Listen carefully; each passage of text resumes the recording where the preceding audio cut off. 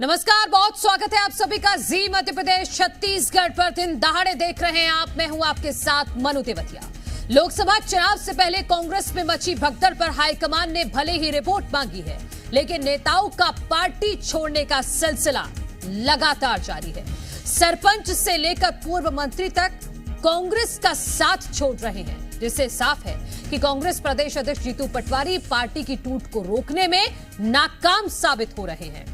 पूर्व PCC chief Suresh Pachauri के बाद अब पूर्व विधायक अरुणोदय चौबे और शिवदयाल बागरी ने कांग्रेस को अलविदा कह दिया है। ऐसे में सवाल यह है कि कांग्रेस नेता पार्टी क्यों छोड़ रहे हैं? क्या कांग्रेस में नेताओं की अपेक्षा पूरी नहीं हो रही है, या फिर आंतरिक कलह पार्टी की टूट की वजह बन रही है?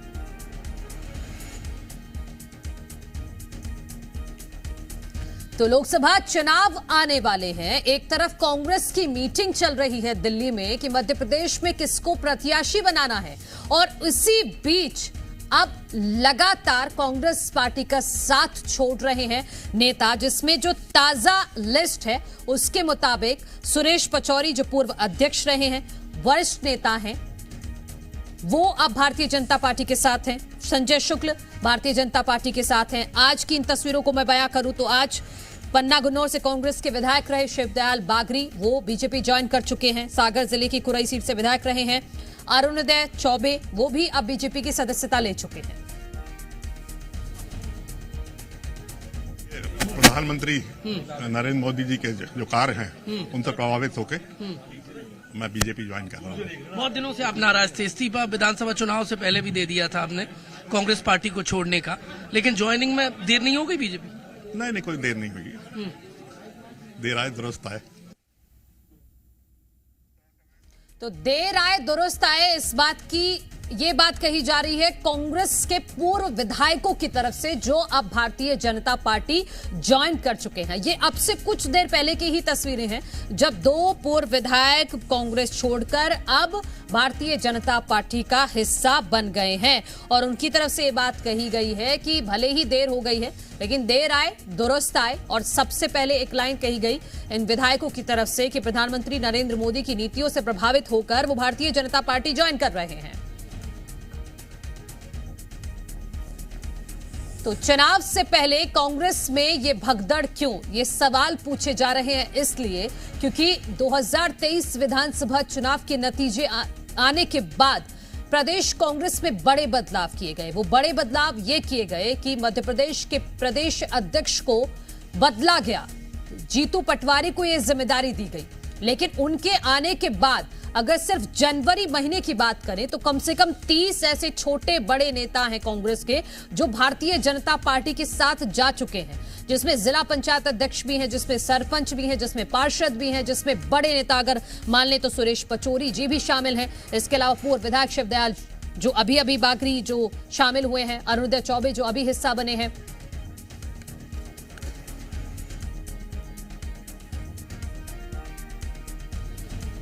और इसी पर बातचीत करने के लिए मेहमान हमारे साथ जुड़ गए हैं, उनका परिचय आपसे करा देते हैं। कांग्रेस का पक्ष रखने के लिए रवि सक्सेना जी हमारे साथ हैं, भारतीय जनता पार्टी की तरफ से अजय सिंह यादव जी हमारे साथ हैं। रवि सक्सेना जी, मैं आपके पास ही आना चाहूंगी। अभी 2 दिन पहले पूर्व कैप्टन आपके सुरेश पचौरी जी बीजेपी में गए, आज 2 और विकेट गिर गए हैं, और दूसरी तरफ दिल्ली में मंथन चल रहा है कि मध्य प्रदेश में प्रत्याशी किसको बनाएं।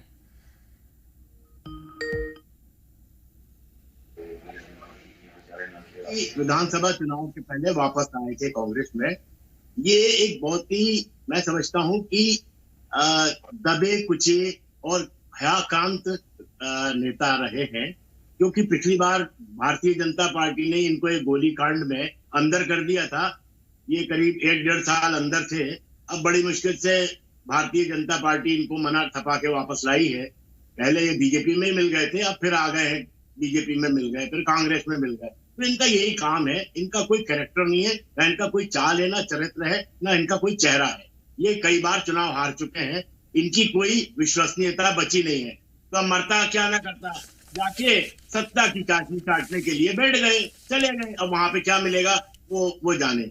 और ये बागरी, ये भी चुनाव हार चुका है 2-3 बार, और अब फिर बीजेपी में घुस गया। तो ये ऐसे लोग हैं जिनका कोई कैरेक्टर नहीं है। मैंने कहा कि ना इनका कोई फिर आपने क्यों लिया था? चरित्र है, ना कोई, फिर आपने क्यों लिया था? इनकी कोई विश्वसनीयता, ये पूरी बात, ना इनकी कोई विश्वसनीयता है। तो ऐसे नहीं, लोग तो जब अगर जा आपको रहे इतनी हैं, सारी तो जानकारी पहले से थी तो आपने क्यों लिया था फिर विधानसभा चुनाव से पहले? ऐसे लोगों के, अविश्वसनीय लोगों के जाने से कांग्रेस पार्टी का पाप कट रहा है, गंगा साफ हो रही है, निर्मल हो रही है। सुरेश पचौरी जी के लिए भी यही कहेंगे, संजय शुक्ल के लिए भी यही कहेंगे, विशाल पटेल के लिए भी यही कहेंगे, गजेंद्र सिंह, राजू खेड़ी के लिए भी यही कहेंगे। बिल्कुल, ये सब हारे हुए लोग हैं। कौन है जीता हुआ? ये सब हारे हुए लोग हैं, हारे थकेले हैं। उस दिन कैलाश विजयवर्गीय ने कहा ना कि ये तो हमको गाली बक रहा था। रवि जी, मेरे पास बहुत लंबी लिस्ट है सिर्फ जनवरी की, 30 लोग हैं, 30 लोग। 30 के 30 हारे थकेले लोग हैं, जिनके धंधे हैं, काम धंधे हैं, जिन पे दबाव डाल के भारतीय जनता पार्टी में शामिल कराया गया। कोई शराब का कारोबारी है, कोई ये जो है रियल एस्टेट का कारोबारी है, कोई कुछ है। तो इनके काम धंधे अब सफर कर रहे हैं। एक लाइन में और बता दीजिए, कांग्रेस पार्टी को कोई फर्क नहीं पड़ रहा है इनके जाने से? कोई फर्क नहीं पड़ता हमको, हम तो निर्मल हो रहे हैं, स्वच्छ हो रहे हैं। कम से कम ऐसे लोग के जाने से हमारा एक तरह से पाप कट रहा है कांग्रेस पार्टी का। नए लोगों को अवसर मिलेगा। ठीक है, तो मैं आप ही के शब्दों में, जो आप कह रहे हैं, आप ही के शब्दों में बीजेपी के नेता से मैं जवाब ले लेती हूं। अजय सिंह जी वो कह रहे हैं कि आप पापियों को भर रहे हैं, वो कह रहे हैं हमारे पाप कट रहे हैं, आपके पास आ रहे हैं। देखिए, जिस तरह का राजनीतिक माहौल है, कांग्रेस पार्टी जमीनी सच्चाइयों से और जनता से दूर हो गई है। और जो भी व्यक्ति सार्वजनिक क्षेत्र में काम करता है वो जनहित के मुद्दों से दूर नहीं हो सकते हैं। आज देश में जनता ये कहती है कि जो पार्टी भगवान राम के प्राण प्रतिष्ठा जैसे मुद्दे का विरोध करे, उस पार्टी में रहने का कोई अर्थ नहीं है। आज देश की जनता कहती है कि प्रधानमंत्री मोदी जी ने जिस तरह से 10 साल में देश का विकास किया है, दुनिया की 5वीं सबसे बड़ी अर्थव्यवस्था, 4 करोड़ गरीबों को आवास, 80 करोड़ गरीबों को राशन और जो सारी सुविधाएं दी हैं, उस विकास के मॉडल के साथ मिलकर काम करना चाहिए ताकि देश तरक्की कर सके। भारतीय जनता पार्टी का रास्ता ही आज जनहित का रास्ता बन गया है और देश में जनता के हित में काम करने वाला प्रत्येक व्यक्ति उस रास्ते पे जा रहा है। कांग्रेस पार्टी इस समय कुछ परिवारों की, कुछ नेताओं की बपौती बन के रह गई है। कांग्रेस के नेता कहते हैं जो हार गए वो चले गए। अरे तो हार तो राहुल गांधी और दिग्विजय सिंह भी गए थे, वो क्यों नहीं चले जाते हैं छोड़ के? तो ये आपने तो बाकायदा एक न्यू ज्वाइनिंग टोली बनाई हुई है ना, जिसके संयोजक है नरोत्तम मिश्रा। देखिए, न्यू ज्वाइनिंग टोली इसलिए बनाई गई है क्योंकि भारतीय जनता पार्टी का ये मानना है कि जो भी भारतीय जनता पार्टी की विचारधारा के साथ, देश की तरक्की की विचारधारा के साथ, मोदी जी और मध्य प्रदेश में मोहन यादव जी के विकास के कामों से प्रभावित होकर जुड़ना चाहते हैं, उनका स्वागत है। और भारतीय जनता पार्टी का रास्ता पूरी तरह देश की तरक्की का है। देश में जो तरक्की हुई है वो कहीं छुपी हुई नहीं है। कांग्रेस पार्टी की जो रास्ते थे वो दिखाई देते हैं। 40-40 ठीक है अजय जी, क्योंकि खबर तो ये भी थी कि दीपक जोशी भी आज ज्वाइन करने वाले भारतीय जनता पार्टी, उनको लेकर क्या जानकारी है? देखिए, दीपक जोशी जी ने स्वयं कुछ मीडिया हाउसेस से बातचीत में कहा है कि मैं कांग्रेस पार्टी में सहज नहीं हूं, मेरे कार्यकर्ता साथी चाहते हैं कि हम सब भाजपा में जाएं। अब वो जब भी बातचीत करेंगे और आगे जो भी निर्णय होगा वो पार्टी नेता तय करेंगे। ठीक है, ठीक है। सुरेश शर्मा जी भी हमारे साथ जुड़ गए हैं, वरिष्ठ पत्रकार हैं। सुरेश शर्मा जी, जो इस वक्त कांग्रेस में भगदड़ मची हुई है मध्य प्रदेश में, क्या ये समीकरण बिगाड़ने का काम नहीं हो रहा है? कांग्रेस जितने समीकरण सेट कर रही है, बीजेपी क्लीन बोल्ड कर रही है। कांग्रेस के से भगदड़ का अभिप्राय जो है ये है कि कांग्रेस अपने विचार, नीतियों और विजन से गायब हो रही है, तो अपने कार्यकर्ताओं को, बड़े नेताओं को नहीं संभाल पा रही है। यदि प्रादेशिक स्तर पर देखते हैं हम, सवाल तो फिर यही ना कि क्यों नहीं संभाल पा रही है। मैं वही बता रहा हूँ। हाँ। क्या है कि कांग्रेस की अपनी एक विचारधारा सर्वधर्म समभाव की रही है, और अभी राहुल गांधी जी जो नेतृत्व कर रहे हैं कांग्रेस का, अध्यक्ष कोई भी हो लेकिन नेतृत्व राहुल गांधी जी कर रहे हैं, वो वामपंथियों से घिरे हुए हैं।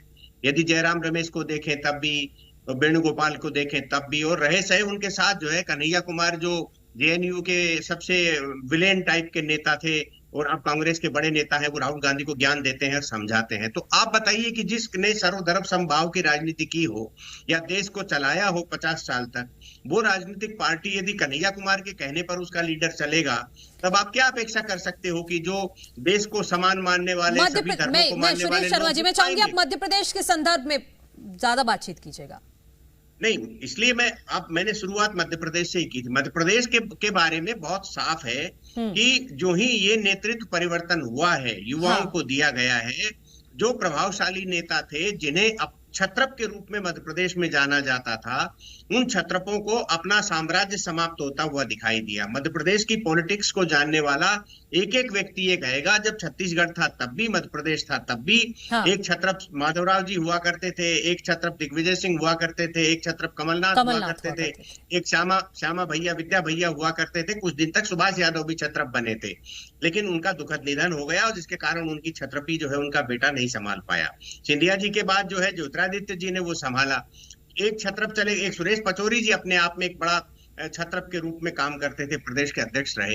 तो जब आपने छत्रप व्यवस्था समाप्त कर दी तो ये लोग क्या करेंगे? तो कमलनाथ जी आए थे भाजपा के दरवाजे पर। मैं आज आपकी चैनल पर बता रहा हूं कि यदि उनके साथ सिख दंगों का मामला नहीं होता तो भाजपा उनको भी सदस्यता दिला चुकी होती। केवल अटका ये है कि सिख दंगों का मामला उनके साथ जुड़ा हुआ है। और मुझे जो जानकारी सूत्रों से मिली, या मैं खबर की पुष्टि के रूप में भी कह सकता हूं कि दिल्ली, हरियाणा और पंजाब में भाजपा को नुकसान दिखाई दिया कमलनाथ जी की सदस्यता को, इसलिए उनको ड्रॉप कर दिया और सुरेश पचौरी जी को ले लिया। ठीक है, तो रवि सक्सेना जी, ठीक है, एक महत्वपूर्ण सवाल जो सुरेश जी ने उठाया। रवि सक्सेना जी, क्या नेतृत्व परिवर्तन करना भारी पड़ रहा है मध्य प्रदेश कांग्रेस को? अब ये जो गहमा गहमी है, ये जो भगदड़ है, इसको कैसे संभालेंगे आप सिराने पर है लोकसभा चुनाव के।